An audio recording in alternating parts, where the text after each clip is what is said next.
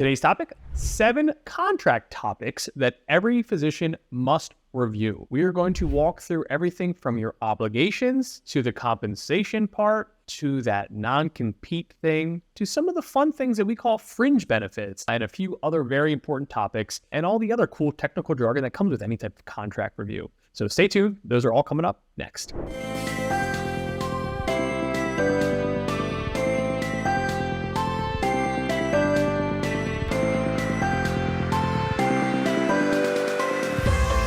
First up, review your obligations. Obligations can mean a lot of different things to a lot of different contracts. This is also where we usually come in and tell our physicians, there is no such thing as a standard contract. I don't care if you are working at the world's largest academic hospital and they tell you that it's all standard. It's not. You should always have an attorney review these. You should always read through the fine print. You should walk through them with your HR. You should walk through them with peers and other trusted individuals to make sure that there's nothing crazy in there. Obviously, we're going to walk through a lot of these in today's video, but also if you scroll down to our blog post below in the show notes, we'll also have a lot of this written out. But here are some of the more common obligations that we'll see on there. Office duties and paperwork. When are you supposed to respond to phone calls and how quickly do they expect you to respond? How about just your overall call schedule, right? That's kind of one of the big ones. That's going to be one that we're always looking forward to because we want to know that because that has a pretty big effect on what we consider the most important part of your long-term plan, that work-life balance. When are you taking consultations? When are you documenting medical records, education, training, peer reviews? These are just a few of the big items we see in there quite a bit. I always think call schedule is probably one of the bigger obligations. This is whether you're doing non-academic route in more of a private setting, or if you're in the more academic role in that larger hospital setting, no matter where you are in your physician career here,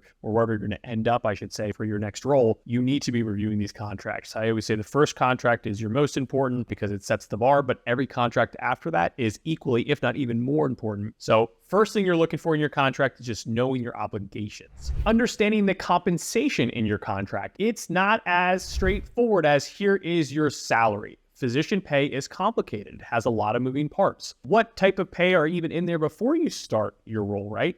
Is there a sign-on bonus? Are they going to pay to relocate you across the country? Are they going to help with your student loans? These are all things that we need to pay attention to even before we get into the actual main pay. And then on your pay, you have your base pay, but then what does your bonus structure look like? Does your contract have something set up where it's guaranteed for 2 years, 3 years, 4 years, 1 year, no years? Does it start at RVUs right away? If it converts to RVUs, what do those thresholds look like? Is there any background data to see like when you might hit those numbers? These are all very important parts that come with reviewing the compensation part of your contract as a physician. Most importantly, you should be comparing your information to the MGMA data, not only for your specialty, but also for your area. Remember, physician pay is not as straightforward as here is your salary. Make sure you understand all the moving parts. Most importantly, walk through this with a qualified physician contract attorney.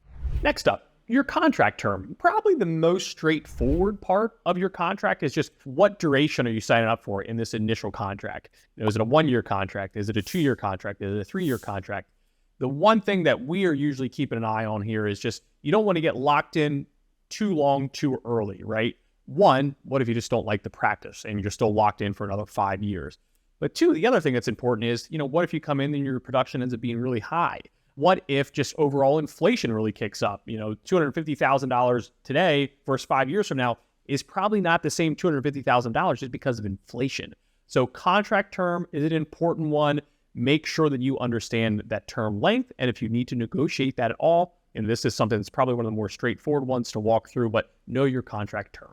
Check the defined terms, or at least understand your defined terms. This is one where some of them will be easier to understand than others. In the blog post, again, listed below, we do give you some examples. This is one of the biggest reasons why we always like to have an attorney come in and review this, because they're going to understand that technical jargon. If there is a gray area, they're going to ask for confirmation. Is it this side or is it this side? But understanding the important vital terms inside of your contract, both for your basic understanding, but two, to know what you're getting yourself into is going to be important here. So make sure that you understand and all the defined terms make 100% sense to you, because this will be an important one throughout the contract. What fringe benefits are in your contract? As a CFP, this is one of my favorite sections because this is where we're going to see the details on your retirement plans. Is it a 401k? Do they have a 403b and a 457b plan? Is it a private practice that allows you to get in on a cash balance pension plan? What do the retirement plans look like? What do the insurance benefits look like? Is it good true ONOC disability? Is there good life insurance in there? What does your health insurance look like? Do we have a high deductible health plan option with an HSA? What does your vacation and sick time look like? What does maternity leave look like? What does paternity leave look like inside of this contract? So these are all those benefits that won't show you an exact dollar amount, but are so vital to the overall compensation package. And this is one of the areas that we love to review with our clients because there are so many good, important details in here. So make sure you understand your fringe benefits inside of your contract. Contract termination. While I hope you never have to worry about this section, it's a section that you should still understand what options are available to your employer that they would be allowed to terminate your employment. Some of the more common areas that we're looking for is what do they list for illness or disability? Breach of contract, probably one that we want to try to avoid the most, really all of these. What if your license is suspended? What does that look like? Does that trigger a termination automatically? Is there a period of time for you to fix this?